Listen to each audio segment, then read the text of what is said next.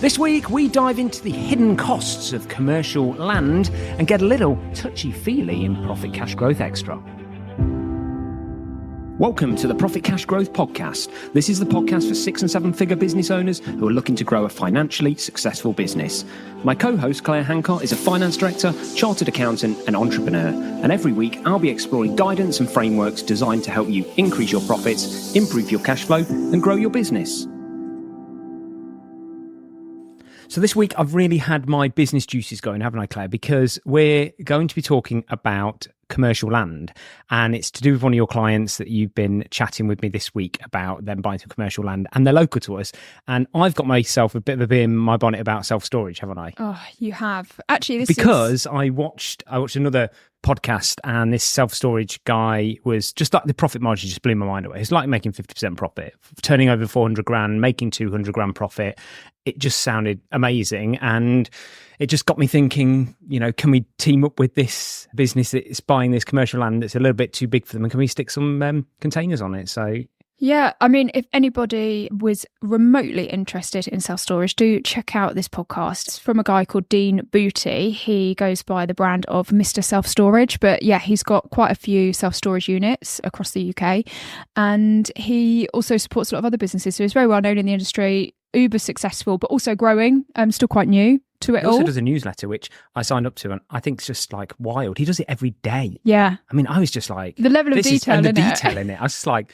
This is just like mental, but unbelievable value if you're in that industry. I mean, he's giving away just so much free value. It's unbelievable. So yeah, fantastic. But yeah, so that's one for us to explore in a bit more detail, because I just think I watch a lot about setting your business model up for profitability from the start. And I always say, you know, we're lucky enough that we have opportunities where, you know, we can start a business from scratch. And, you know, I always want to make sure that we're going into the right type of industry with the right type of model. And I really do think self-storage has got a lot there. We're big property investors, and it's like I see it as like a commercial HMO, like take land, take a building, chop it up into 100 mini rentable pieces, and then sort of rent them out. So it's interesting though, because I was speaking to him today, and you know, obviously he knows a lot more about the industry than we do, so I won't sort of spill all his secrets, because do check out his podcast.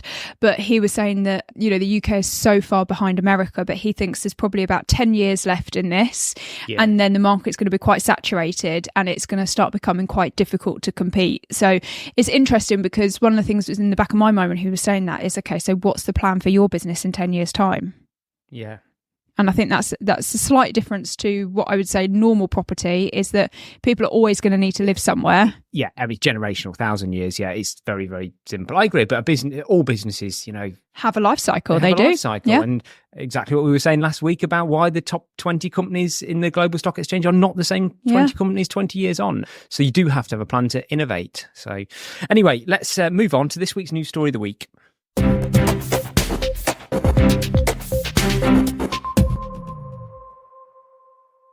So it'd be absolutely stupid of us not to talk about this news story, and that is that the Bank of England have cut interest rates by 0.25%. Obviously, this is not news and breaking. This is more of a news review from us. But what do we think this means, Claire? And I mean, we're happy because we have a lot of mortgages, and you know that's good news for us. But what about for business owners? Oh, well, it's ironic actually, because I didn't think that we should have this as our news story of the week, because I just thought it's so not newsworthy. I mean, we all saw it coming a million miles away, didn't we? That this was going to have to happen. The markets had it at best 50-50, but actually at 60-40 that it was going to be pushed to September. So this has come earlier than the markets expected. I mean, 60-40 is hardly like a shocking announcement from them. So from that perspective, is it really news? Not sure. We'd all expected it would happen at some point.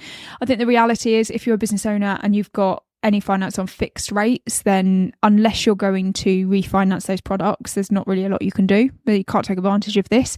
But where it does come in really nicely, and this does segue nicely into our main story of the week actually, is that if you're about to take out a new finance product, you know, there's a lot of variable rate finance products available at the moment, and every bit that the interest rates go down just means that those repayments get cheaper and cheaper every month. So that can only be good news. And we can never sort of go into predicting what the future will look like. I mean, the bank have sort of put it out as we test it here. They probably won't do another rate cut next month, and they'll probably see how it goes and do it very slowly. You know, the markets are sort of thinking 2 or 3 rate cuts before the end of the year. But then suddenly out of the blue, a few days ago, came this big shock in the stock market led by America, and with Japan seeing the worst stock market fall since Black Monday. And that has left people believing that the Fed out in the US are a little bit late to the party of reducing interest rates and now might be on a very aggressive sort of back foot in cutting rates quicker than they were anticipating. And now some people are talking about 1% coming off the US rate by the end of the year, which obviously will put more pressure on the UK as well.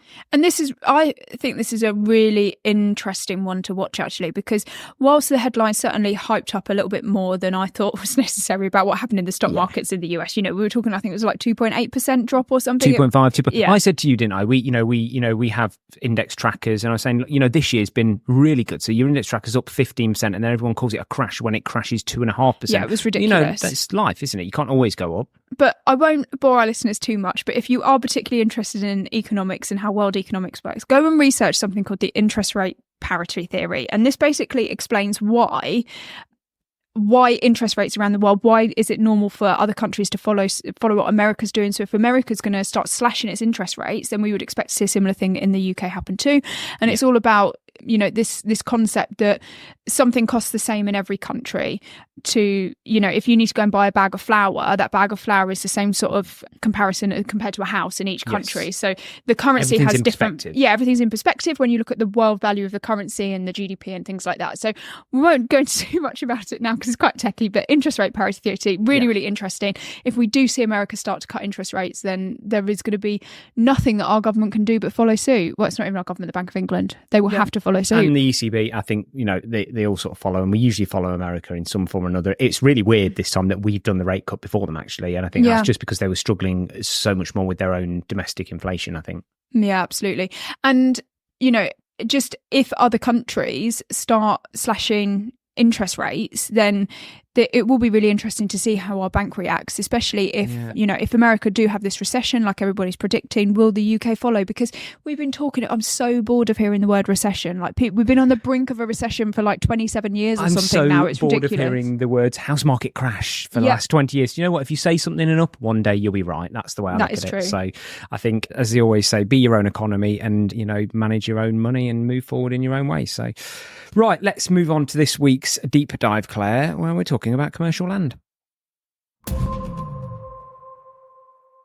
So this week, sort of diving into, there's a client you're working with this week, and we've internally had some really interesting conversations about commercial land as you've been navigating and working with this client to sort of strategically advise them on everything from the funding of the land to the assessment of the land to the costs of developing the land. I just thought it'd be great this week to share it with the listeners, because I think I've learned loads from the experience that we've done. You obviously do this day in, day out, so you know it inside out, but I think it'd be great if you could sort of paint the picture for us and go through some of the key things that people should look out for when thinking about buying commercial land. Perhaps starting with the fact that a great ambition of a business owner is to own their own land.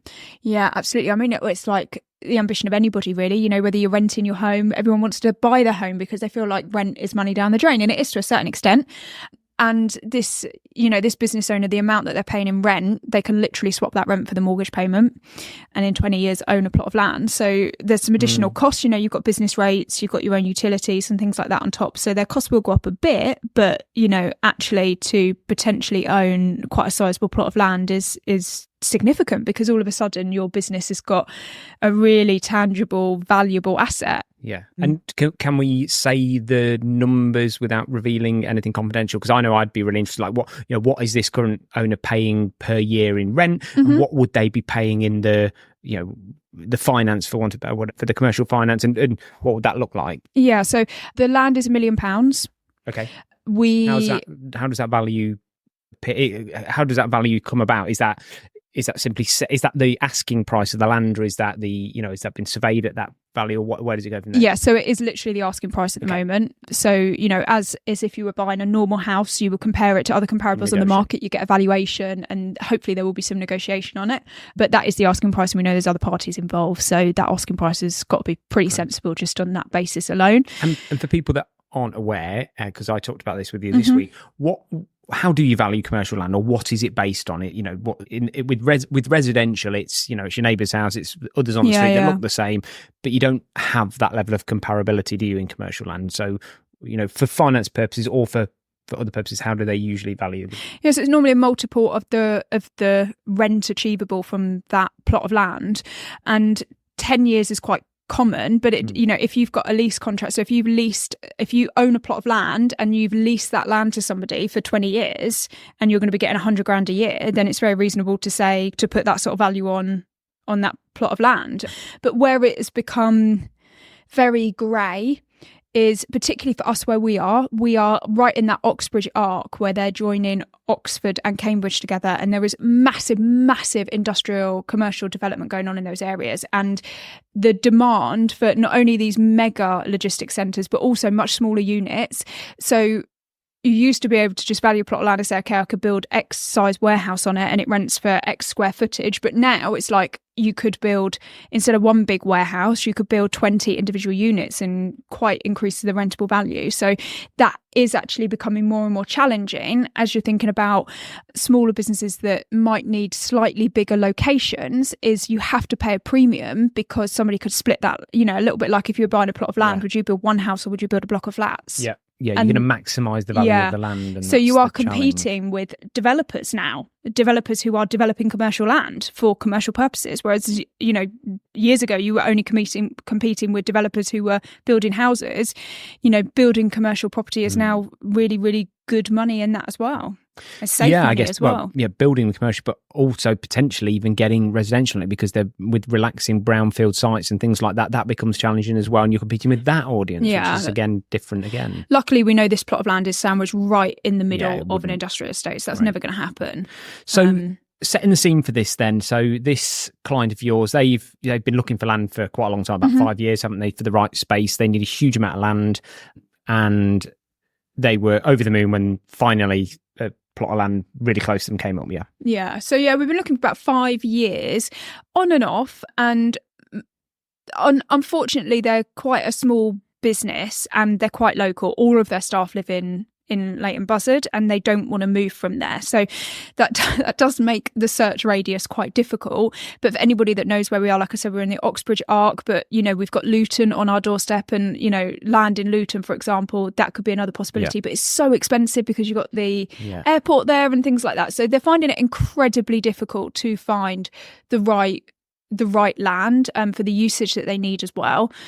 And actually, we've been looking for commercial property rather than land. And it just so happens that this plot of land, which is literally like a field, has come up. Right. And it is next door to them. So it'd be very little disruption in terms of, like upset to staff and things like that. They pay about £80,000 a year rent.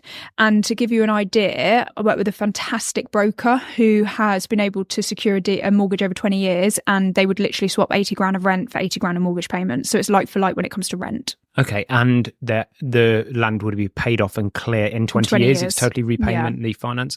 So completing us a no-brainer.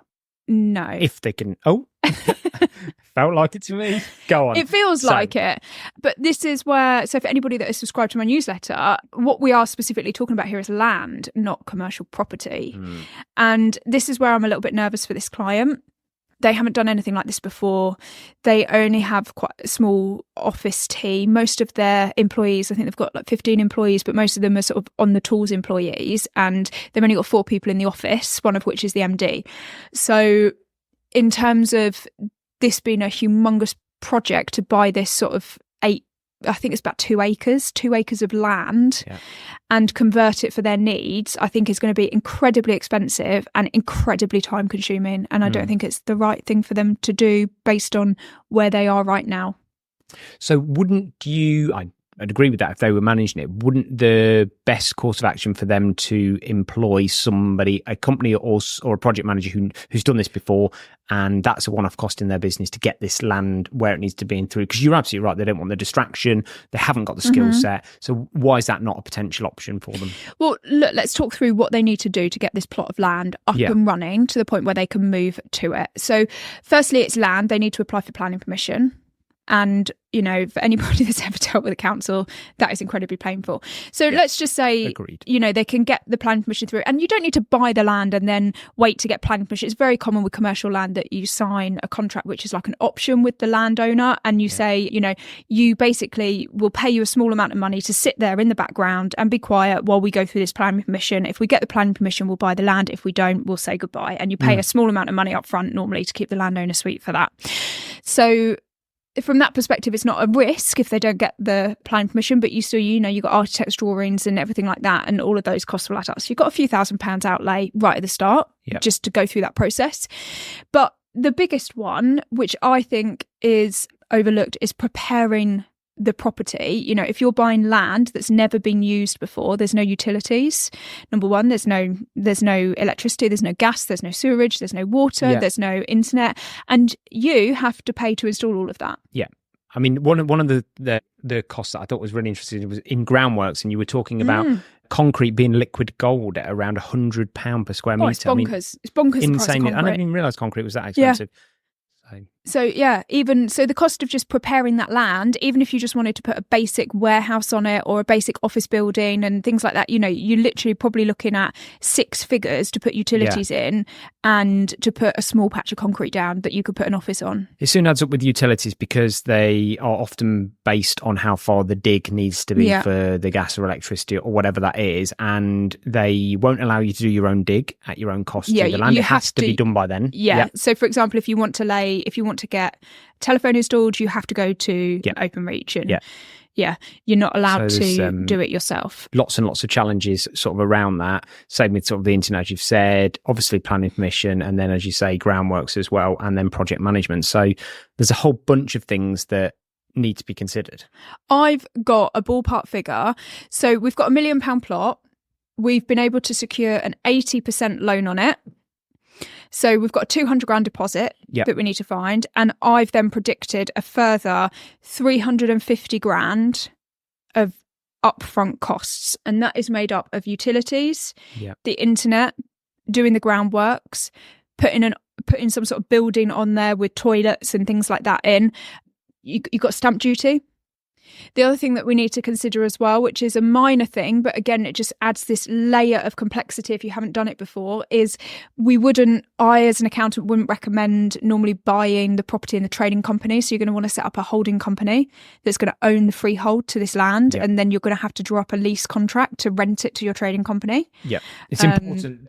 Commercial properties held outside of the trading business, isn't it? Yeah, ring fences it, so it protects it. Should anything happen to that trading company, you still own that land, but also is a bit more tax efficient to do it that way as well, because there's no tax relief on buying property. But as the trading company, if you're leasing it, even if you're leasing it from another company that you own, you can deduct that from your tax bill every year. So it just is the most tax efficient way normally to do it. Plus, for business owners, it can be a good pension play because they can keep the freehold in pension and sell the trading business as a going concern, and they can continue to lease the land off them, whether it's that business or a future business. Yeah, absolutely. And it just gives both businesses loads of options. You know, the trading company, if it outgrows that property or it wants to move location or anything like that, it can just do it. It can just end the lease contract and move on it. It then hasn't got this big plot of land it's got to sell. And the holding company that owns the land can just find another tenant. So it also just makes any changes in any situation a bit easier to handle as well. Yeah, so interesting. You said, I was really impressed that the broker managed to get an 80% finance deal on this land, because it's very well known that commercially usually you need 40% deposit, but this is a strong trading business with strong numbers and assets in the business that could be potentially leveraged against from that perspective. What else? I mean, obviously in this instance, I guess the main challenge is that the commercial space needs so much work doing to it. Yeah. Would you be advising differently if those things were in place? So is it because the upfront cost is just so much? If you took out that 300 grand, which is the work they need to do, and it was 200 grand for the deposit plus a little bit of tinkering with the land, would that sail through for you as a recommendation in this instance? I don't think you can make a decision like this on the numbers. The reason why, in my professional opinion, this business shouldn't go ahead with this right now is because I don't think that the business is in the position to have this distraction. You know, this business owner, let's just say, is probably not going to see out this mortgage. They're going to be retiring before the 20-year mortgage is out. So the business owner up till this point was focusing on preparing the business for some sort of exit within the medium term, maybe 5 to 10 years. So with that on the horizon, I'm thinking, why do you want this headache, other than it on paper it seems like the right thing to do to buy land? Just towards the end of the lifespan of this business owner, so to speak. Yeah, when the business owner really wants to leave his business within 3 to 5 years, why are we focusing the next 2 to 3 years on buying and building commercial property? Massive distraction, which will pretty much consume the rest of his time in that business. I guess my challenge to that would be what I just said around he's going to need a pension. So is this his pension play to have this freehold that he owns, and then he can sell the business? Go and buy something else. Don't wrap it up in the business and don't make it so difficult. Yeah. Go and, there's easy difficult and then there's difficult, and this is the difficult. Just get a pension, get some stocks and shares, go and buy some rental property, buy another business, just do something else. Yeah. But the biggest thing for me is this business does not have the capacity within it to handle this as a project. It's got no experience in this whatsoever. It's not got anybody in its office that has any skill set, experience, knowledge, anything that would be helpful in this. So they are completely beholden to the quality of external advisors that they hire. And wouldn't that normally be the case for business? I can't think, is it like businesses don't just randomly have a commercial property expert sat in their business or a project manager sat in their business? How wouldn't that just be the norm though? And how would businesses deal with that? I can't imagine many would have the ability. Where I would suggest that a business needs to have some sort of operations manager or director, some sort of person at that level, because even the logistics of how do you move an office, until you've moved an office, that if this business was to suggest they were just going to go and move premises because they've outgrown their current premises, I'd be saying, where's your project plan? How are you thinking about moving? Because how do they do it? Businesses do this all the time, don't they? Because their lease runs out, they've got to move the whole office, got to move the whole business, warehouse, everything all the time. So how do they handle that? What is the answer? It's incredibly time consuming. And I think this is the thing, is that people think maybe they just unplug their computers on a Friday, everyone chips in at the weekend, stick it in a van, and we're away the next day. And it's not. It's so complicated. There's so many things you've got to do. You've got to prepare the new office. Anybody that's been through it knows how time consuming just that move itself would be. Imagine building something. If anybody's bought a house, how lengthy and time consuming was that process dealing with the legal things, and then literally put that on steroids. And I do totally get that there is it's that hidden element of how much of your mind does that absorb for that, and what is the opportunity cost of that being absorbed away from your business and various other things. And the reality is that this will be the MD that manages this, because there's nobody else in the business that's got the capability to do it. So it would be the MD that ends up managing this, and this will be 2 to 3 years from start to finish. So basically, that business is not going to have an MD for 3 years in the run up to an exit. Okay.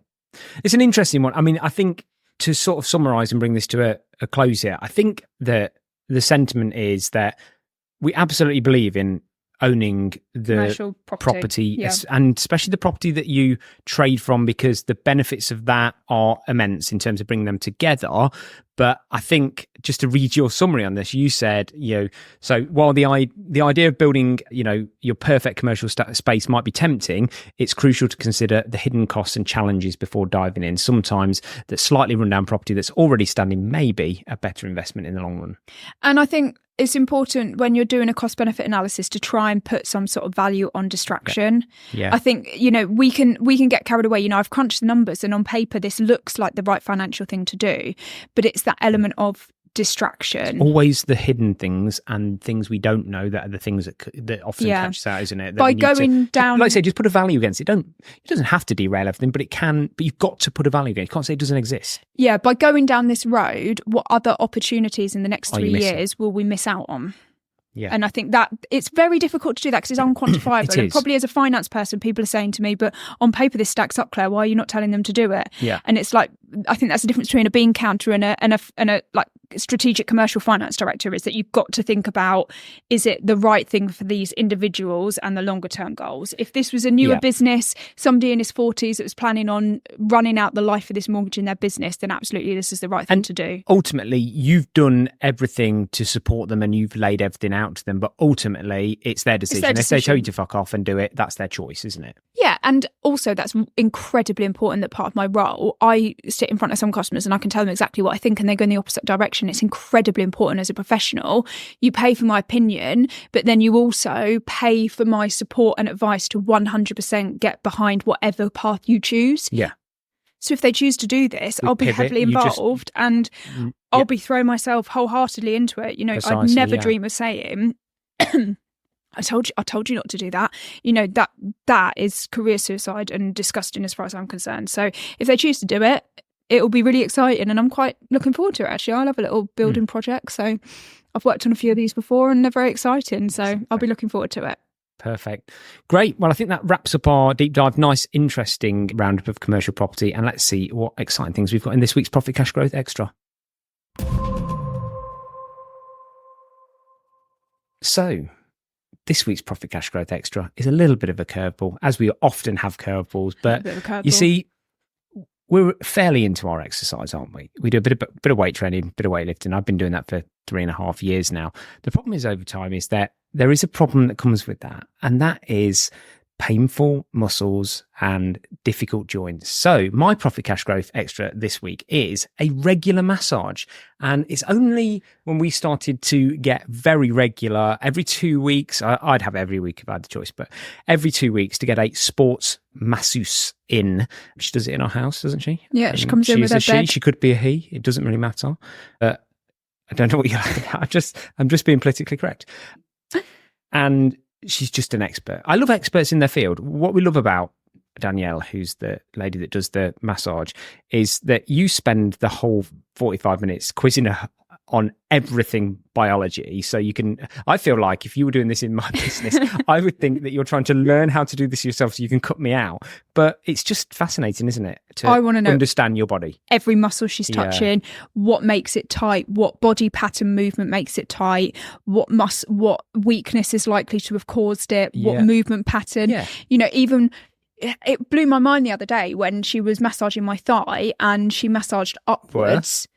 Downwards. Basically, she did my leg and both times she massaged towards my knee. So from the upside, she went down and from the downside, she went up and ended up at my knee both times. And I said, why are you going different directions? And she was like, because the blood flows through your muscles in different directions and you always go with the blood flow. And it's just blows my mind how much you can learn from somebody that really knows their skills so well. I'm fascinated by it. So I think the tip is if you don't, well, first of all, do some exercise. Secondly, get a masseuse. And thirdly, remain curious. I think just remain curious in everything you do. You remember that there are people out there that are absolute experts in their field, and everyone has something of value to give you, and ask some questions. And I think, as always, I remind you, Simon, when you put some of these weird and wacky profit, cash, growth extras on the agenda, and I say we've got to bring this back to profit, cash and growth. So how can we relate this to business? Well, the classic is this a tax deductible expense in my business? And unfortunately, it isn't, because we don't have a physical job. There is actually specific legislation that HMRC have released for athletes. And as much as I would like myself to fall into that category, I think unfortunately I do have to accept that I'm not classed as an athlete. But yeah, if you do something physical, so maybe you're a personal trainer or something like that, chances are stay on form, and chances are you could say that this is related to your job. But for us, just office people, not a sports massage. However, if you did have, you can now book like masseuses and they'll come in and just do like a little neck and head massage while people are sitting at their desk. That's a really good perk that you can do for your employees, which is probably going to be tax deductible for most office-based people. I mean, let's not pretend that this is an enjoyable experience. It's very painful. It's agony. It's absolute agony. This is not a massage of relaxation. This is a massage of working those muscles, but you just feel like it's doing you some real good. So get a masseuse, that's what I would say. So anyway, thank you for joining us for another podcast. As always, if you feel like you've outgrown your accountant and you'd like to speak to Claire and the team about how they can help you develop your business further, do whiz over to the YouTube channel or to profitcashgrowth.com and get in touch, get a discovery call going with Claire, and she'll have a chat with you about how she can help you and your business. And until next week, we'll see you then.